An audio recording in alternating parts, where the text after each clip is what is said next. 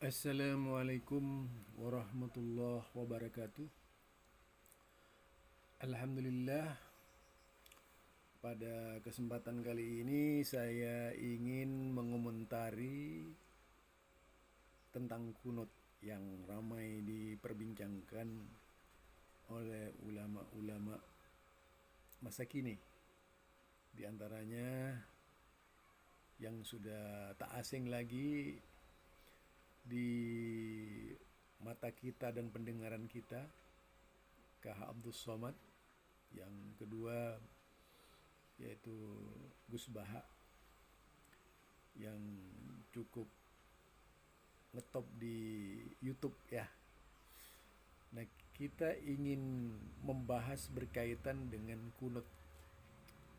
Memang persoalan kunut ini permasalahan klasik yang tak akan habis-habisnya. Tapi kita coba menarik kesimpulan dari dua pembicara ngetop. Kemudian kita syarah, kita jelaskan bagaimana sebenarnya kunut dari perspektif seluruh ulama fikih dan berbagai kitab. Oke, yuk kita dengar bersama.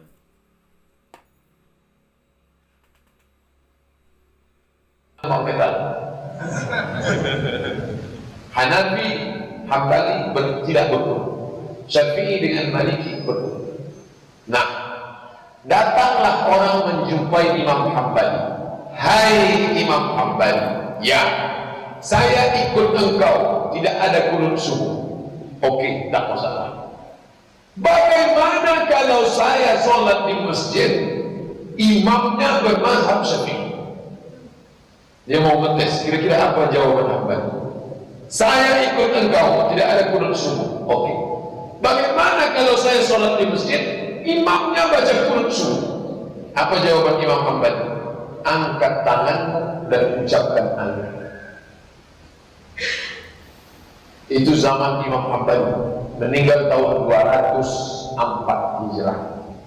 Hari berganti musim, hari berganti musim, hari berganti musim, hari berganti musim. Zaman sekarang ada ulama Saudi Arabia namanya Syekh Ibnu Utsaimin, mazhabnya Hambali.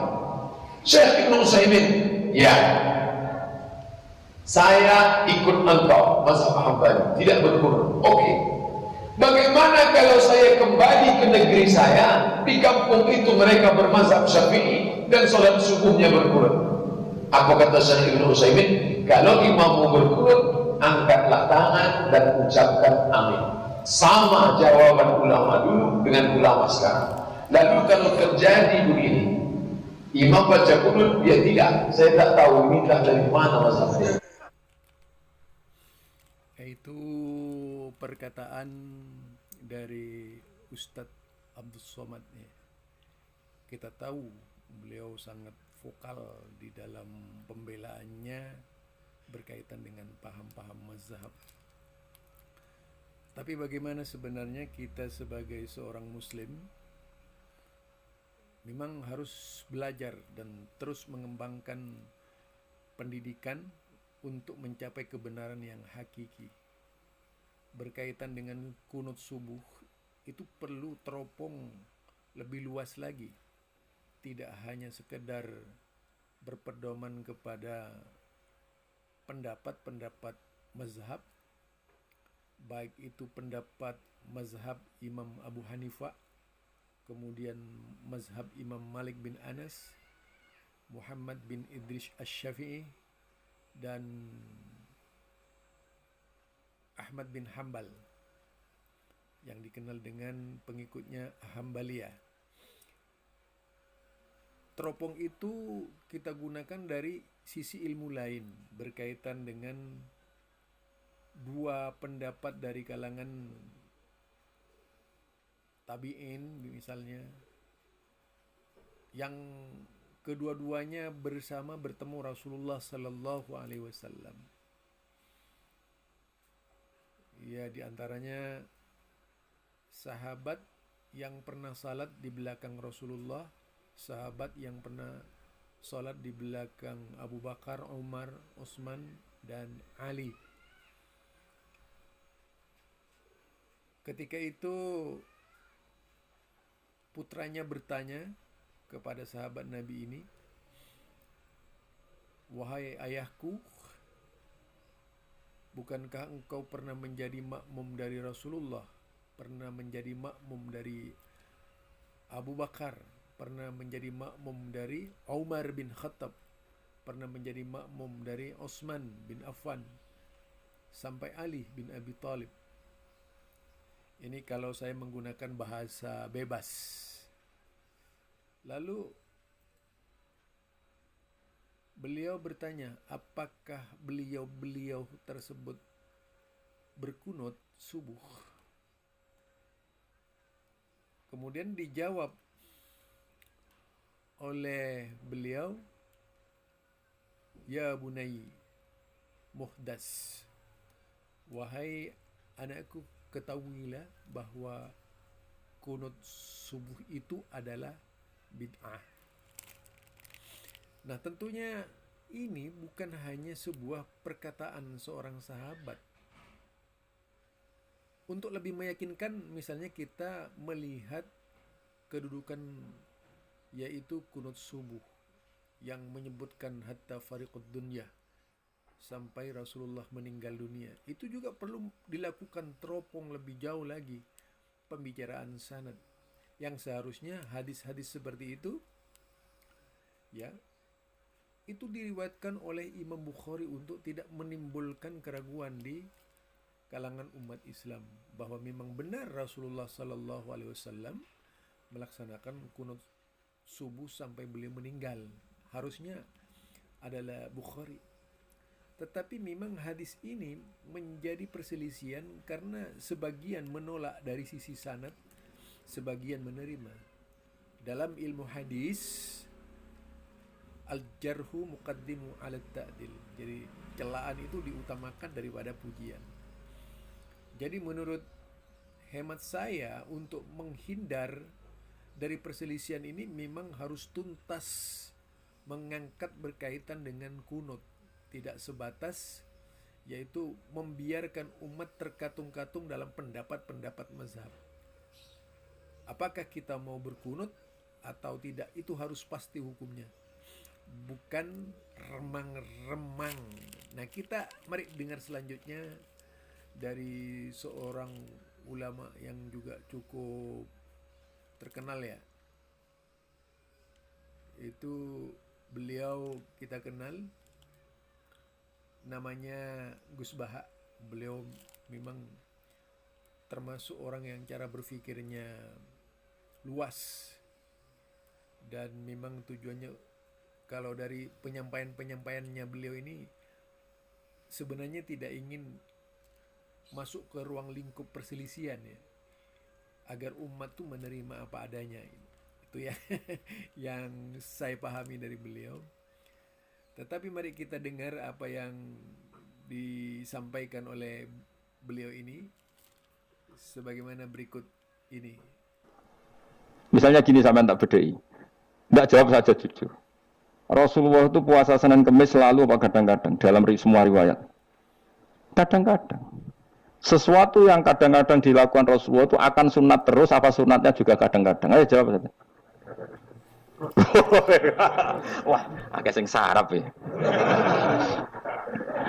Rasulullah itu puasa Senin Kemis itu kadang-kadang apa terus? Kadang-kadang. Ini sudah masih benar.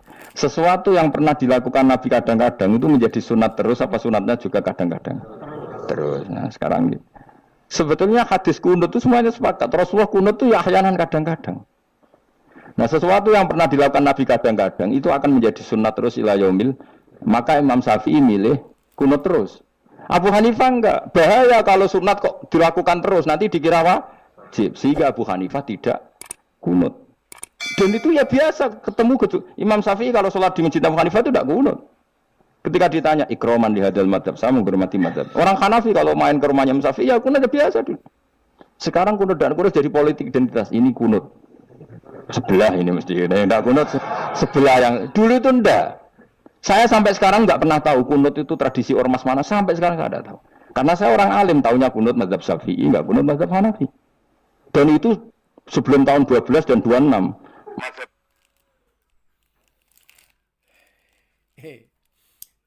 Itu perkataan beliau ya. Perkataan beliau yang mengangkat permasalahan kunut. Menurut beliau bahwa kunut yang sifatnya ahyanan itu bisa dilangsungkan terus. Nah, kita sepakat soal itu. Tidak jadi masalah. Tetapi kalau kita berbicara ahyanan berkaitan dengan kunut Rasulullah sallallahu alaihi wasallam, kapan Rasulullah sallallahu alaihi wasallam yang mengatakan itu ahyanan, padahal kunut yang dimaksud oleh Rasulullah itu terkenal di kalangan ulama dengan sebutan kunut nazilah. Dilakukan sebulan kemudian berhenti. Jadi ada akhir pembicaraan kemudian berhenti, tidak mengulang-ulang lagi. Ini kalau dilihat dari sisi fikih ya, pemahaman bahwa Rasulullah Sallallahu Alaihi Wasallam tidak pernah mengerjakan kunut setelah sebulan yang dilakukan itu. Sedangkan yang sifatnya ahyanan harusnya paling tidak sebulan mengerjakan kunut atau menjelang beliau wafat mengerjakan kunut, kan begitu harusnya. Nah, sebagaimana pernyataan awal yang saya lakukan, ada kesaksian dari seorang sahabat bahwa sesudah itu Rasulullah tidak pernah melaksanakan kunut subuh ya, dan tidak pernah melaksanakan kunut nazilah setelah Allah Subhanahu wa taala memberikan teguran sebagaimana yang terdapat dalam surat Al-Imran, laisa laka minal amr syai', tidak ada hak bagi kamu Muhammad. Itu berkaitan dengan cara membunuh pakai doa ya. Itu dilarang oleh Allah Subhanahu wa taala. Nah, setelah itu Rasulullah berhenti melaksanakan kunut subuh. Maka di dalam hal ini sangat penting bagi kita sekalian memahami dengan benar apa yang dilontarkan oleh kedua ulama ini. Jadi kalau dikaitkan dengan 12 dan 26 itu juga memang tidak tepat. Tetapi paling tidak 12 yang dimaksud adalah Muhammadiyah itu berfikirnya kan menggunakan yaitu nalar hadis Nabi Muhammad sallallahu alaihi wasallam, membicarakan rawinya dan sebagainya gitu ya. Kemudian kalau Nahdiyin lain lagi, 26 itu karena memang paradigmanya mazhab beda jauh, di sini juga beda. Nah, kemudian untuk menarik sebuah kesimpulan hukum, kalau dari 12 dan 26 itu memang tidak akan nyambung. Karena yang satu, yang 12 ini berangkatnya dari ilmu hadis. Sedangkan yang 26 ini berangkatnya dari pendapat mazhab. Nah, yang Muhammadiyah itu pakai manhaj.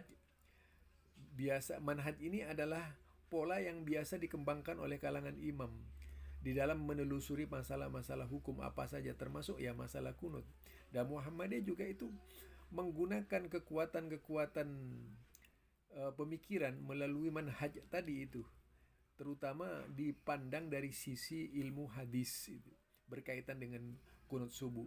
Sehingga di dalam hal ini kunut subuh yang kita amalkan itu di mata Muhammadiyah tidak menjadi sesuatu keputusan yang berbau sunnah. Bahkan sebaliknya, walaupun Muhammadiyah tidak pernah menghalang-halangi orang yang berkunut ya, tetapi yang jelas memang perlu tuntunan ilmiah bagi kita untuk mengetahui kedudukan kunut yang sebenarnya, untuk menyatukan persepsi umat Islam seluruh dunia, agar umat Islam itu berada dalam satu bingkai pemahaman Islam. Jelas kalau kita berpikir misalnya Ahmad Wahib yang pergolakan pemikiran Islam itu, terjadinya pergolakan di kalangan umat Islam ini karena produk-produk dari imam-imam mazhab itu yang berbeda. Dikembangkan, pada akhirnya terjadi kontroversi yang tak bisa dikendalikan di dalam umat Islam. Bahkan muncul iyah-iyah baru atau ismu-ismu baru yang tentu saja mengatasnamakan imam-imam yang 4 itu. Nah, dari iyah-iyah itu muncul lagi iyah-iyah Mau jadi apa Islam kalau seperti ini? Akhirnya Islam ini hanya merupakan sebuah pemikiran, bukan lagi merupakan sebuah agama yang datang dari Allah Subhanahu wa taala. Ketika umat Islam itu selalu mengembangkan pemikiran dalam bentuk parsialisme. Dari masa ke masa munculnya sosok-sosok generasi-generasi sesudahnya bukan menambah kesatuan dan persatuan pemikiran, tetapi justru memperlebar permasalahan-permasalahan yang akan muncul terus-menerus. Ini hanya bisa ditangani kalau ada keinginan bersama untuk menyelesaikan permasalahan umat. Barangkali ini dari saya. Subhanakallahumma wa bihamdika asyhadu an la ilaha illa anta astaghfiruka wa atubu ilaik. Assalamualaikum warahmatullahi wabarakatuh.